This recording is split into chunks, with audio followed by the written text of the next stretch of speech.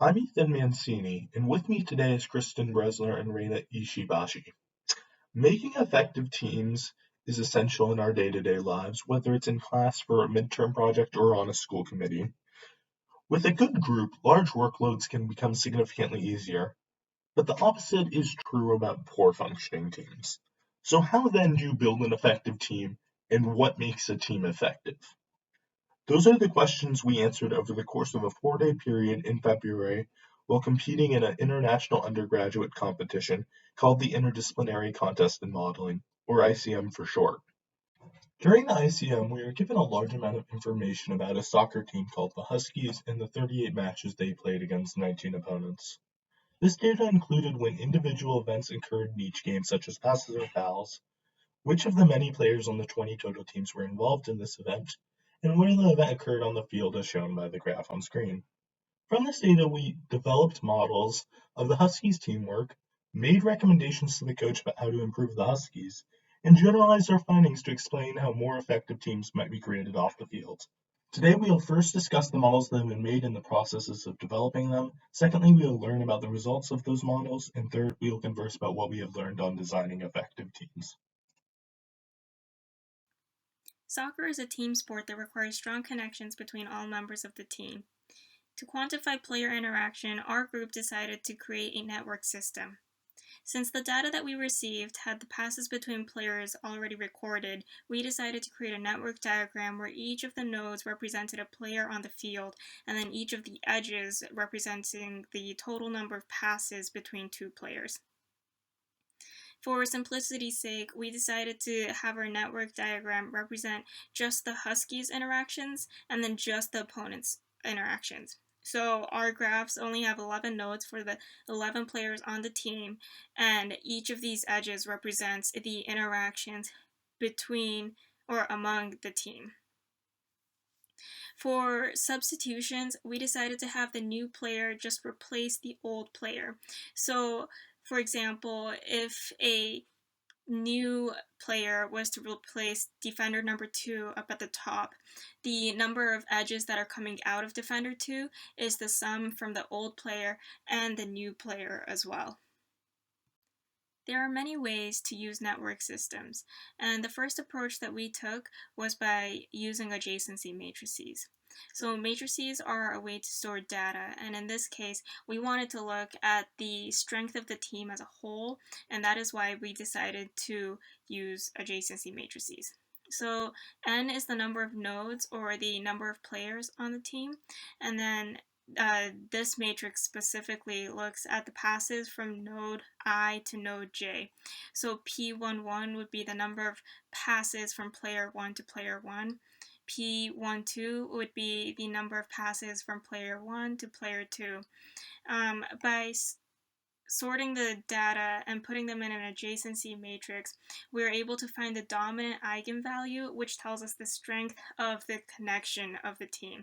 So in other words, it tells us the bigger the eigenvalue, the more strong the team is as a whole. Since we also wanted to look at smaller subnetworks to see if there were any pairs or any trios that worked well together, we also used the sparest cut. So this is finding the second smallest eigenvalue of the Laplacian matrix, which is another version of a matrix, and by finding that value, we were able to see how well that specific team worked in smaller groups as well. The two other models that we used was centrality and transitivity. Both of these also result in creating a network diagram. So the first method, centrality, that focuses on quantifying how central a player is in relation to all the other players. So it looks at the probability that a player is between the shortest path of two other players. So if we look at the image here, we can see that the green dot is pretty central to the connection between the red dot and the other blue dots. So the higher the centrality value or the probability of that value, the more important that player is on the team.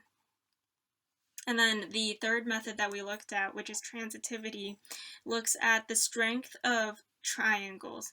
So because we wanted to look for strong pairs and strong triads, we were specifically looking for the smaller subnetworks within a team. So the value of transitivity of each player gives the local strength measure. So it looks at how well does a specific player do when working with other players. So for the stronger ones, when we look at the network diagram, we'll be able to clearly see a triangle or a strong pair. So this diagram that I have is a little extreme, but here we can clearly see red triangles and then blue lines connecting certain players. So we can see that those players are strong, and then usually there will be weaker lines to other nodes as well. But we were looking for the stronger lines on a network diagram. Since Reina has just explained the process of finding the network strength and sparest cut using adjacency matrices, I wanted to discuss the results that we found. In each of the tables shown on this slide, we can see the ratio of the Huskies to their opponent's network strength and sparest cut on each respective table, factored by the outcome of the game. Looking at the network strength, when compared to the network strength of their opponents, we can clearly see that in the top table, the Huskies often had a higher network strength than their opponents when they won. From this, we can determine that the Huskies are more frequently passing to each other in comparison to their opponents on games they win.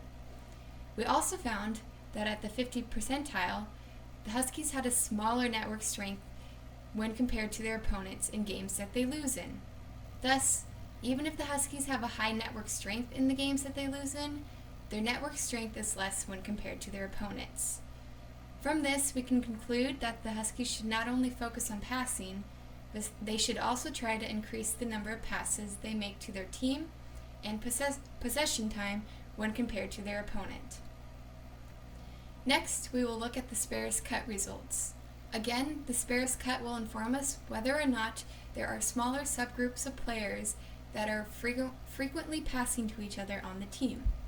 A larger sparest cut value will mean that there is a greater mix of subgroups of players who are working together. We found that on games that they won, the Huskies had a greater sparest cut estimate than their opponent. Thus, we can recommend our Huskies coaches to instruct their players to ensure that there is not a clear divide among players who are working together. For instance, the players on the left side of the field should not only pass to players that are also on the left side of the field. Instead, they should try to mix up the subgroup of players that commonly work and pass together. Next, we will discuss the results of our analysis on centrality and transitivity. Just as a clarification, unlike the previous slide, the tables on this slide are not a ratio comparing the Huskies' values to their opponents' values. Instead, these tables only show the values found for the Huskies team, but again factored by the outcome of the game. As a reminder, the average centrality of the game will provide us an idea of how connected the players were during the game. A higher value of average centrality will indicate that more players were centrally located within the plays of the game. The top table shows that the Huskies have a higher value of average centrality during games that they win.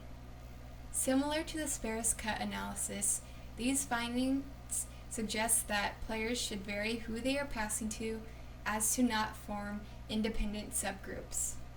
However, more specifically, success from high centrality values told us that it is important that players are connected to one another through the extended paths of passes. This means that players should often try to be in the middle of a pass between any two player pairs on their team. Now finally, we will discuss the results of transitivity. As Reina explained earlier, transitivity will be able to tell us the strengths of triangles of players in each game. From the findings, it was determined that the transitivity value of games that Huskies won had less of a range than the games that the Huskies lost or tied. Refining and focusing on triangle clustered relationships during the games could prove to be beneficial for the success of the Huskies team. In our recommendations to the coach that I will be discussing on the next slide, I will mention specific strong duo and trio configurations that were found in the data. Finally, in this last slide, I wanted to summarize our recommendations to the Huskies coaches. Like I mentioned previously, I would first like to highlight some strong duos and trios that we found on the Huskies team. For duos, we found that D1 and M3 often worked well together, as well as the duo D1 and D3. As for trios, we found that when working with a defender, players M1 and M3 often are in games where the Huskies perform well. And again, when working with a defender, players F2 and M1 often also perform well. Thus, we have identified a power group of sorts between players D1, D3, M1, M3, and F2. When on the field, it is likely that the Huskies will win more games. Obviously, it is not an option that these players are on the field during every game, but when deciding who plays in important games, we believe that the coach should take into consideration playing these players. Our next recommendation for the Huskies team we would encourage the coaches to have their players keep passing more. Players should try to be more central to the plays that happen on the field, and while strong relations between players and trios of players are important, there shouldn't be any one or few groups that are acting entirely independent of the rest of the team. From the analysis that we have performed on the Huskies soccer team, we can apply our methods and techniques that we have outlined in this presentation to several other team and group dynamics, such as interactions on social media or how well employees work in a company. However, at this point, I would like to thank you all for watching this presentation on behalf of Reina, Ethan, and myself.